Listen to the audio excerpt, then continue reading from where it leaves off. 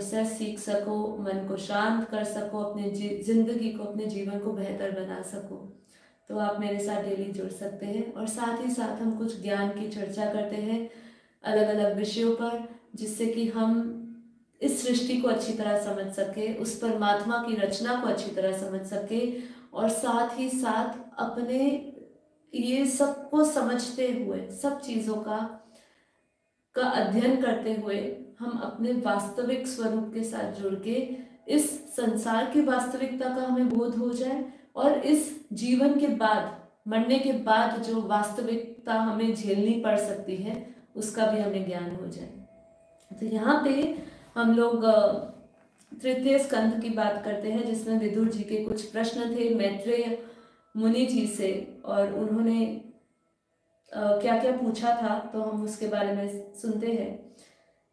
विदुर जी ने कहा कि संसार में सब लोग सबके लिए कर्म करते हैं, परंतु उनसे न तो उन्हें सुख मिलता है और न ही उनका दुख भी दूर होता है। अतः इस विषय में क्या करना उचित है, यह आप मुझे समझाइए। तो ये समस्या पहले के लोगों की भी थी और आज भी वही बनी हुई है, लेकिन आज जो समस्या बनी हुई है उसका समाधान हमें कोई देने वाला सच्चा गुरु नहीं है, सच्चा संत नहीं है, या हम ये अच्छी तरह पढ़कर समझना नहीं चाहते कि हमें ये ग्रंथ, हमारे शास्त्र, हमारा सनातन धर्म हमें क्या सिखा रहा है, हमें क्या बता रहा है। तो जो लोग दुर्भाग्यवश भगवान श्री कृष्ण के विमुख और अधर्म परायण और अत्यंत दुखी है, उन पर कृपा करने के लिए ही आप जैसे भाग्यशाली भगवत भक्त संसार में विचरा करते हैं। तो ऐसे कई लोग हैं जो आपको इसका रास्ता बता सकते हैं, कैसे हम पूर्णतः अपने दुख से निवृत्त हो जाए।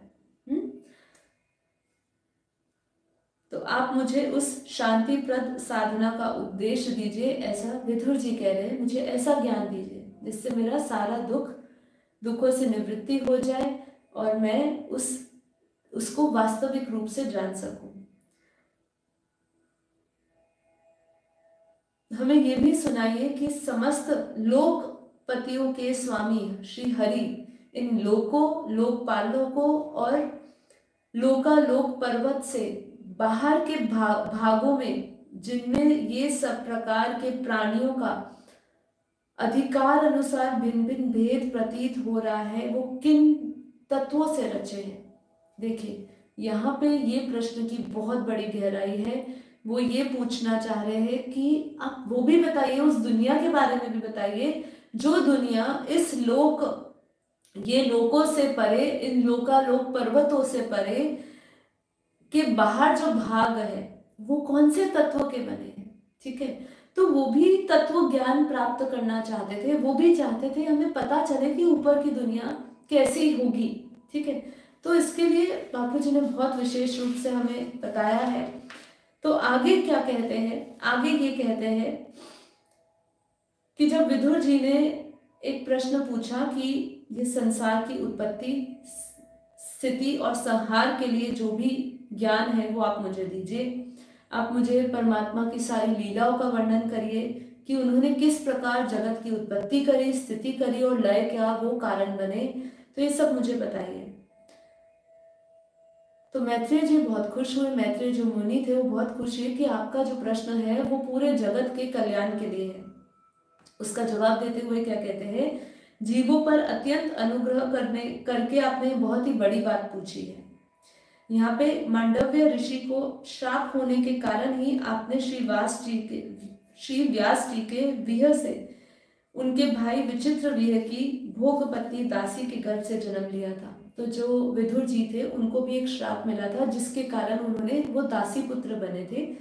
पर आगे क्या कह रहे हैं, लेकिन आप सर्वदा श्री भगवान और उनके भक्तों के अत्यंत प्रिय रहे हैं, इसीलिए भगवान निज धाम पधारते समय, जब भगवान वापस रिकैप करिए, मैंने आपको कहा था कि जब वो पधार रहे थे अपने निज धाम में, भगवान श्री हरि अर्थात भगवान श्री कृष्ण जब वो पधार रहे थे, तो उन्होंने पहले से ही मैत्रेय मुनि को बोला था कि विदुर जी को आप ये भागवत ज्ञान देना।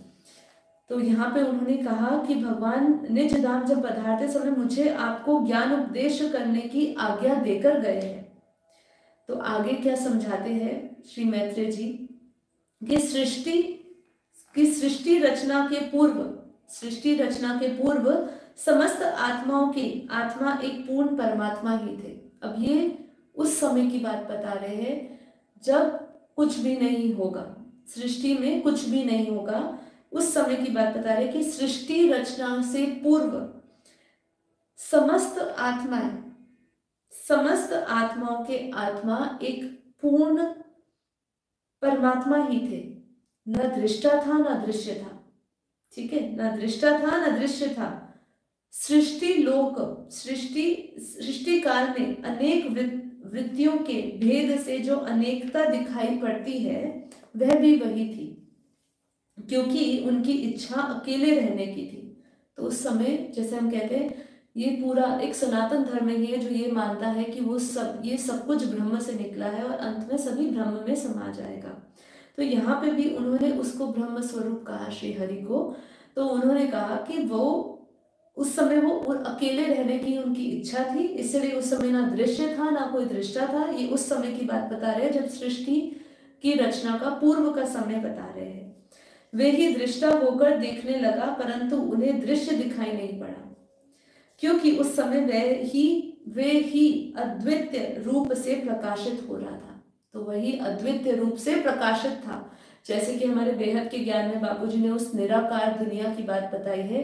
देखिए सृष्टि क्रम को समझने का ये जैसे अलग अलग कल्प में, अलग अलग युग में, अलग अलग समय पर अलग अलग तरीके से सृष्टि की उत्पत्ति हुई, उसका संहार हुआ, लेकिन मेन जो आत्मा का जो क्रिएशन हुआ जिसको हम बोलते हैं कि परम धाम से हुआ, निराकारी अवस्था में थे, जो बेहद का जो परम धाम है, बेहद की कला का परम धाम, उस समय हम निराकार रूप में थे, ठीक है।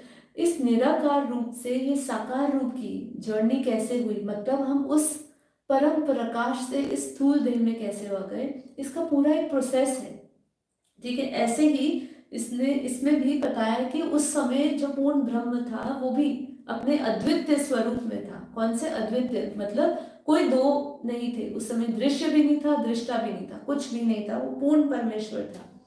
ऐसी अवस्था में वे अपने आप को असत्य के समान समझने लगे। वस्तुतः वे असत्य नहीं थे, क्योंकि उनकी शक्तियां ही सोई हुई थी, उनके ज्ञान का लोप नहीं हुआ था। वह दृष्टा और दृश्य का अनुसंधान करने वाली शक्ति ही कार्य करुणा रूप माया थी।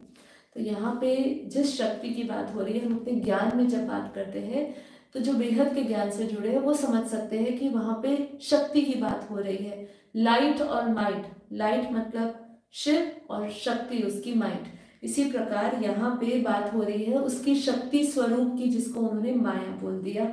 अलग अलग जगह पे आप अलग अलग शब्दों का उच्चारण समझेंगे और अलग अलग तरीके से हमें इसको कनेक्ट करना पड़ेगा कि यहाँ पे हम भागवत पढ़ रहे हैं, इसीलिए उनके लिए जो वैष्णव पंथ है या जो भागवत पढ़ रहे हैं उनके लिए उनका श्री हरि जो है वही मोक्ष का रास्ता देते हैं। तो इसीलिए उन्होंने समझाया कि उनकी जो शक्ति स्वरूप थी माया वो बाद में आई, ठीक है। मतलब वो जब अद्वितीय रूप में थे उसके बाद वह दृष्टा और दृश्य का अनुसंधान करने वाली शक्ति की जो कार्य कारण रूप बनी, जो कार्य कारण, जो सृष्टि की निर्माण करने की या सृष्टि को आगे बढ़ाने की का कारण बनी, उसको उन्होंने माया कहा। महाभाग विदुर जी इस भावाभाव रूप में अनिर्वचनीय माया के द्वारा ही भगवान ने इस विश्व का निर्माण किया। तो ये विश्व का निर्माण कैसे हुआ, यहाँ पे भागवत महापुराण में ऐसे बता रहे कि उनकी माया से हुआ, ठीक है। काल शक्ति से जब यह त्रिगुणामयी माया शोभा को प्राप्त हुई तब उन इंद्रियातीत चिन्मय परमात्मा अपने अंश परम पुरुष से उनसे चिदाभास बीज स्थापित हुआ, ठीक है।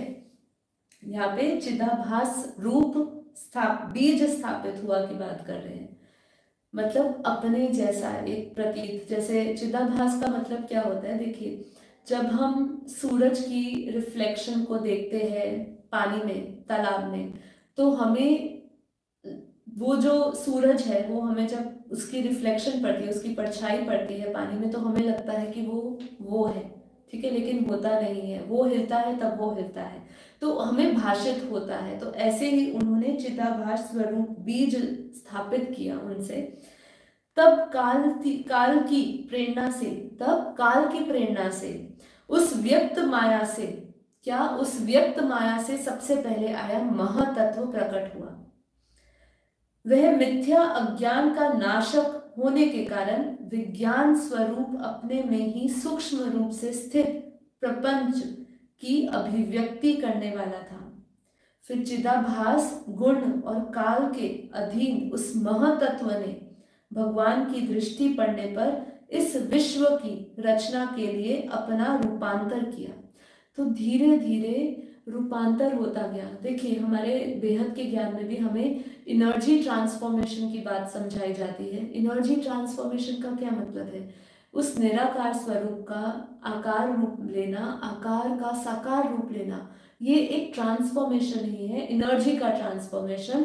और जैसी एनर्जी ट्रांसफॉर्म होती जा रही है वैसे ही सृष्टि का निर्माण होता जा रहा है, वैसी ही सृष्टि बनती जा रही है जैसी एनर्जी ट्रांसफॉर्म होती जा रही है। जब निराकार थे तब निराकार दुनिया थी, जब हम आकारी दुनिया में आए, जब हम फरिश्ते समान थे, जब हमारी लाइट की बॉडी थी, तब पूरी दुनिया लाइट की थी। ठीक है, जिसको हमारे ज्ञान में मूल वतन कहा, सूक्ष्म वतन कहा। ठीक है, अब उसके बाद धीरे धीरे जब उसकी एनर्जी और ट्रांसफॉर्म हुई, धीरे धीरे काल के कारण, काल का प्रणाम क्या निकला? काल का प्रणाम ये निकला कि वो एनर्जी धीरे धीरे धीरे धीरे इन 5 तत्वों में बदल गई। और आज हम इन आंखों से जो देख रहे हैं वही 5 तत्वों की दुनिया हमारी ही, हम ही उस उच्च से उच्च कला से आए थे और आज हम गिरती कला में इस मनुष्य योनि में आ गए। तो यहाँ पे उन्होंने एक एक करके बताया कि कैसे, क्योंकि उनका सवाल ही यही था कि इस लोक से ऊपर कौन से, लोकालोक पर्वतों से ऊपर कौन सा तत्व रचा था। तो जब भगवान ने अपनी माया से, जिसको शक्ति रूप कहा, जो शक्ति थी जिसको माया कहा, उसी माया से उन्होंने आगे कैसे उन्होंने अपने चिदाभास बीज का एक निर्माण किया। फिर तब काल की प्रेरणा से उसमें से महातत्व निकला। फिर उस महातत्व से जब भगवान की ओर दृष्टि पड़ी तो विश्व रचना करने के लिए वो रूपांतर होने लगा। और फिर महातत्व के विकृत होने पर अहंकार की उत्पत्ति हुई, और जो कार्य कारण और कर्ता रूप होने के कारण भूत, इंद्रिया और मन का कारण बना। तो धीरे धीरे देखिए, हमें ये समझना है कि हमारा मन, इंद्रिया, भूत, ये जो हमारा कारण बना है, ये आज अभी से हम ऐसा नहीं देख रहे हैं, पहले इसका स्वरूप कुछ और था। वह अहंकार सात्विक, ताजस अर्थात राजस और तामस भेद में 3 प्रकार का होता है। जो अहंकार है उसमें भी 3 प्रकार का बोला कि पहला सात्विक, राजस और तामस भेद 3 प्रकार का है। अतः अहंकार तत्व में विकार होने पर जो सात्विक अहंकार से मन और जिनसे विषयों का ज्ञान होता है, वह इंद्रिया अधिष्ठाता देवता हुआ।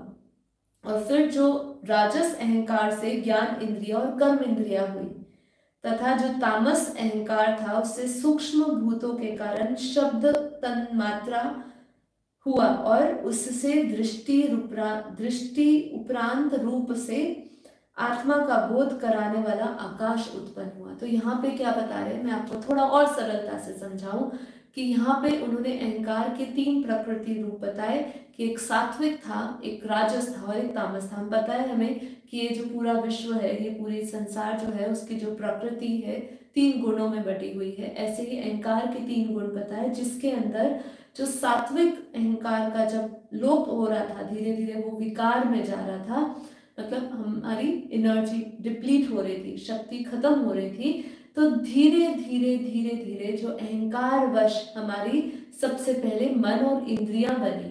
फिर उन्होंने क्या बताया कि जैसे उसका राजस गुण प्रधान हुआ अहंकार का, तो ज्ञान इंद्रियां और कर्म इंद्रियां बनी। और फिर जब तामस उसका अहंकार बना तो सूक्ष्म भूतों से के कारण शब्द तन्मात्राएं हुई, और साथ ही साथ उससे दृष्टा उपरांत करने वाला आकाश तत्व आया।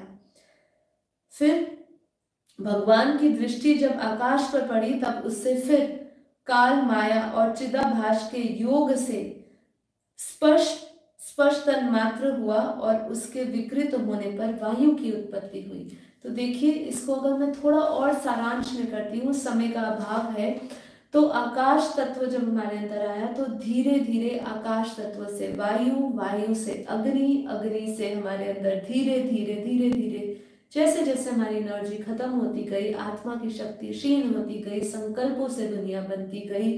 ये सब संकल्पों की दुनिया थी। वहां पे दुनिया कैसे बन रही थी? क्या कहा? ब्रह्मा ने संकल्पों से सृष्टि की रचना करी। तो संकल्प बहुत पावरफुल होते हैं। उस समय वो संकल्प ही कारण बने ये हमारे मन के, इंद्रियों के, ज्ञान इंद्रियों के, कर्म इंद्रियों के, और जैसे जैसे शब्द तन मात्र धीरे धीरे हमारे अंदर बढ़ती गई तो हम आकाश तत्व में आया, आकाश से वायु में आए, वायु से अग्नि, और ये सभी रूप हम नीचे लेते हुए आए। मतलब आकाश भी आया, वायु भी आया, अग्नि भी आया, जल भी आया और फिर धरती भी आया। और देखिए, अब हम अपने आप को संपूर्ण 5 तत्वों में देख रहे हैं। अब जब हम बैक टू सोर्स जाएंगे, ये सृष्टि क्रम क्यों पता होना चाहिए? ये तो अभी इस एक समय का, एक कल्प या एक युग का, या जब भागवत महापुराण हुआ होगा तो उस समय का उन्होंने सृष्टि क्रम समझाया।